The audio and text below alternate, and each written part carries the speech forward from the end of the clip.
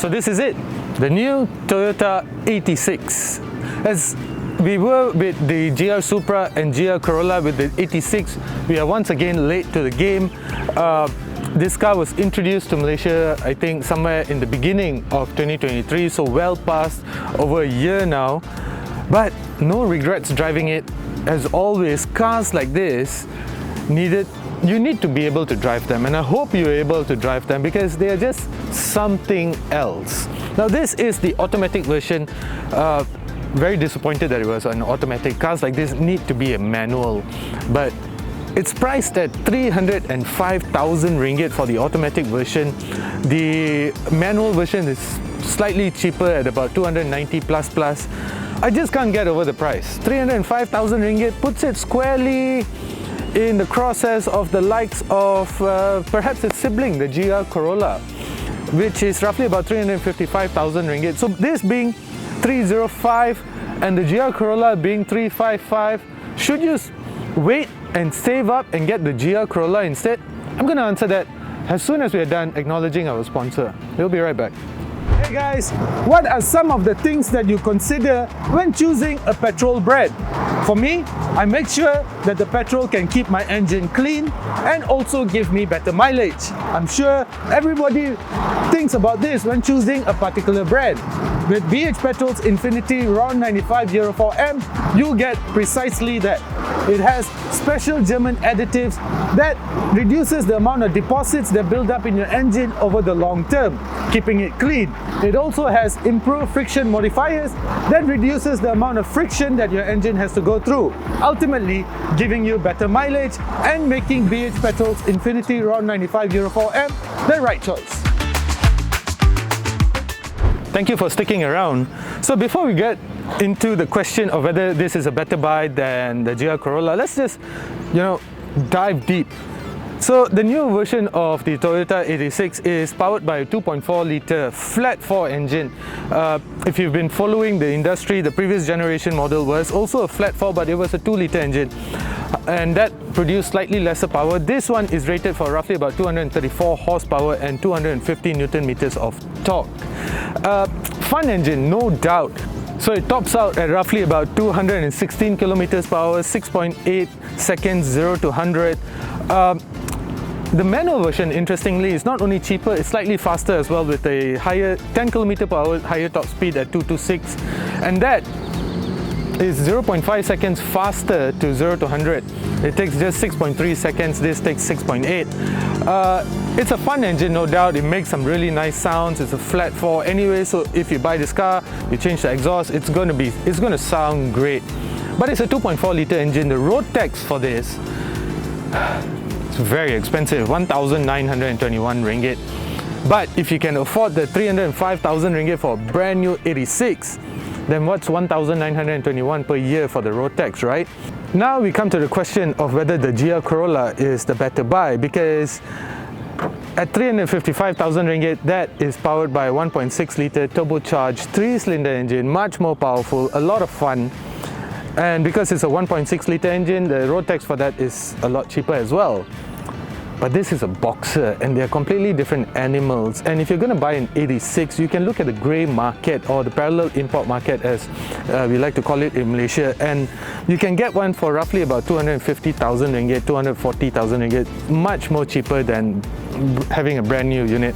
But those are Japanese market models. So everything, the entertainment system, all of the stickers around, everything inside is all going to be in Japanese, which irritates the hell out of me. So you're probably better off buying a used local model, but good luck finding that. But there's no doubt that whichever angle that you look at it, the new 86 is a really good looking car, especially in this red color. You look at it and you just go wow. I like the contrasting black, the black wheels, 18-inch wheels. I think in terms of design, it's a definite looker.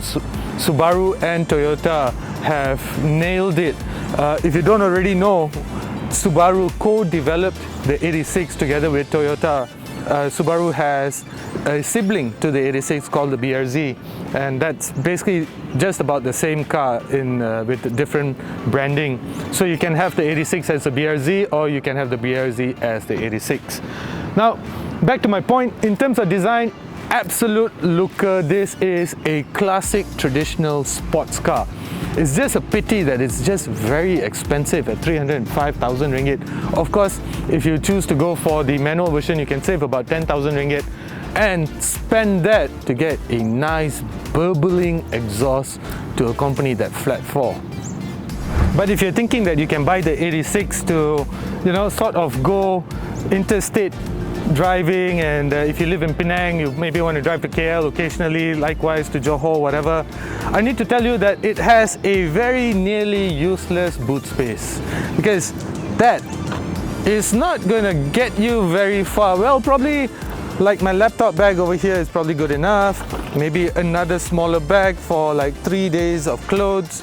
But what I really have to give Toyota credit for is a full-size spare tire, none of that tire repair kit nonsense, and it's a full size, not a space saver tire.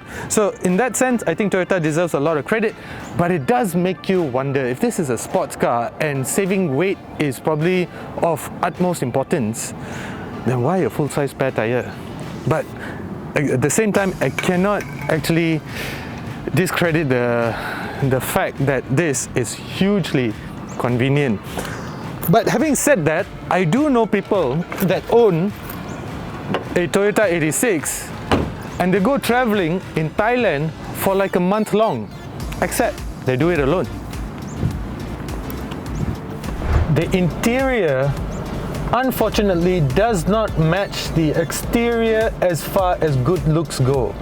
For me, there's just too much black plastics. It just feels too basic. It doesn't feel like a 300 over 1,000 ringgit car.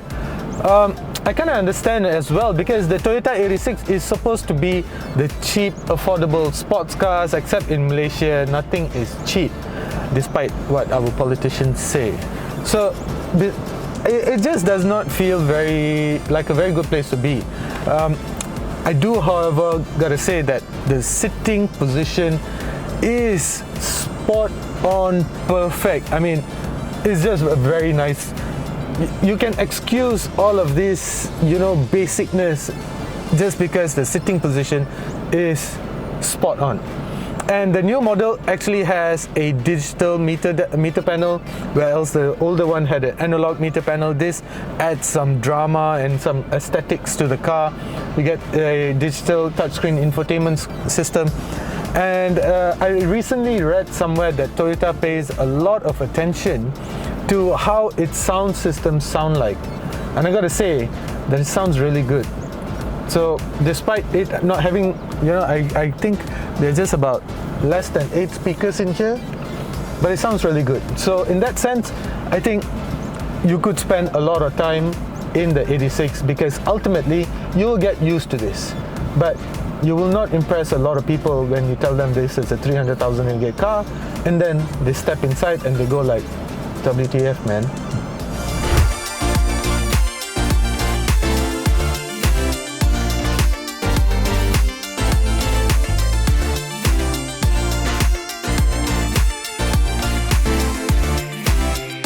A lot has been said about the performance aspect of the 86.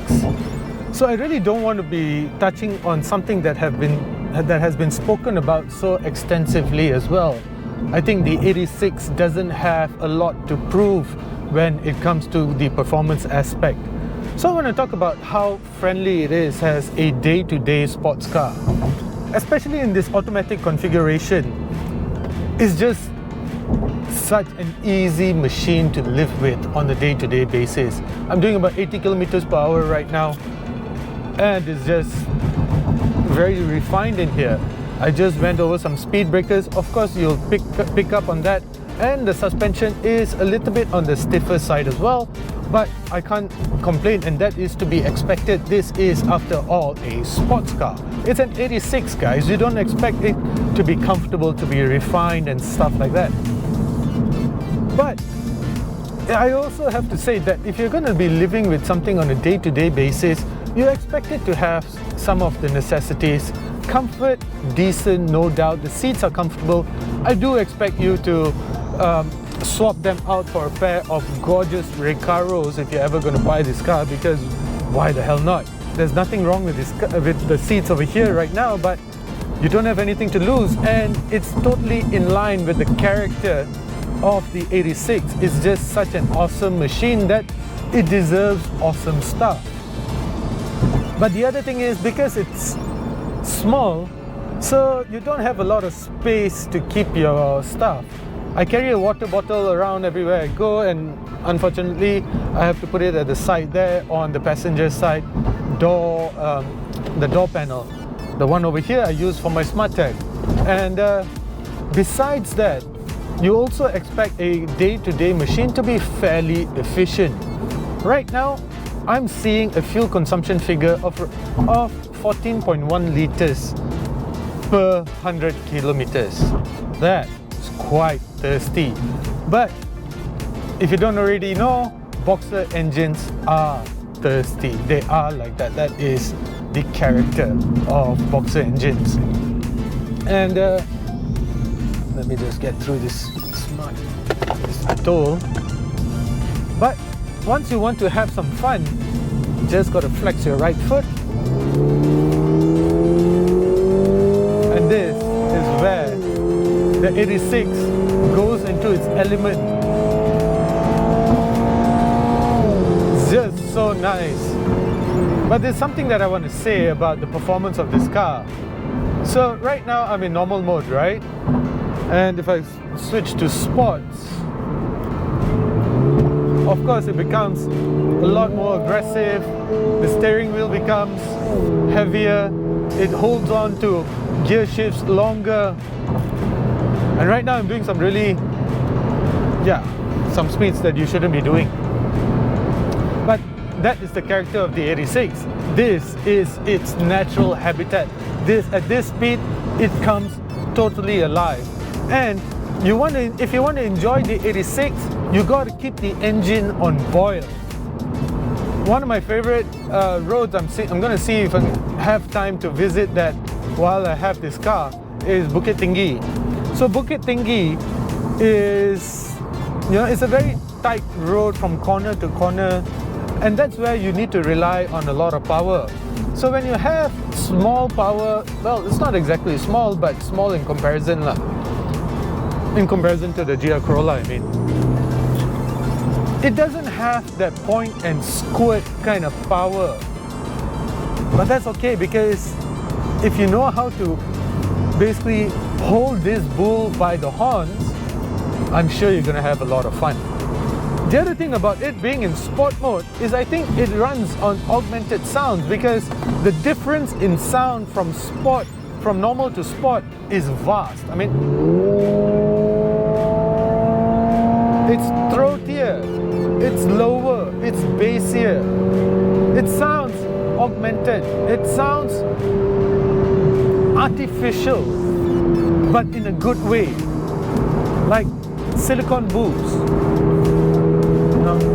So I really don't mind it. I'm sure neither would you, because it sounds really good, no doubt about it. And the other thing about the performance aspect of the 86 is the fact that once you are roughly at about the 150 km per hour range, and you're in fifth gear, and you want to just come down to fourth, but you want to accelerate a little bit harder, it will not take you down to third, even for a short while. I can understand saving the engine and all, but I would like to have a little bit of flexibility. So, my friends, would you spend 305,000 ringgit on a GR86? Or would you save up a bit more and pay a higher down payment for a GR Corolla at 355,000 ringgit? Let me know in the comment section. As usual, thank you for watching. Do consider subscribing.